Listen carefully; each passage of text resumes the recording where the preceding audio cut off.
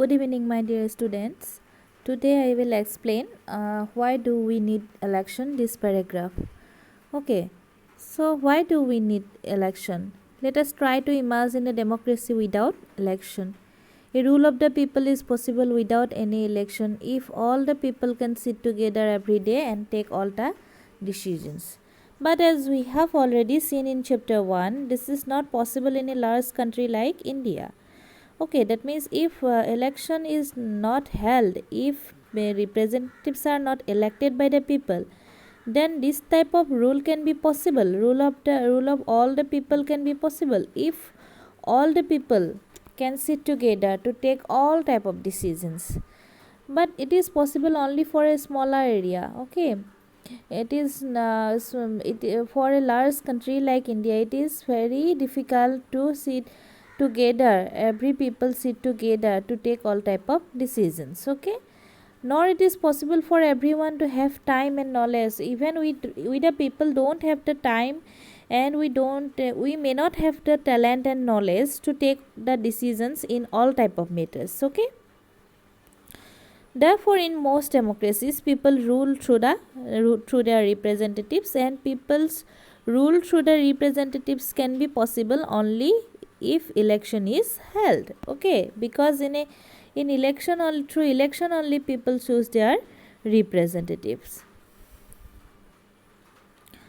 So now it is given here, in an election the voters make many choices. So this may come, what are the choices of the voters in election? কেনেকুৱা ধৰণৰ choice থাকিব পাৰে ভোটাৰ্ছবিলাকে, কেনেকুৱা ধৰণৰ choice বনাব পাৰে? So these are given here. Number 1, they can choose who will make laws for them.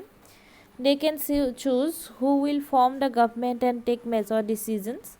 And they can choose the party whose policies will guide the government and lawmaking. Okay, so they can choose the members of the parliament who will make laws for them.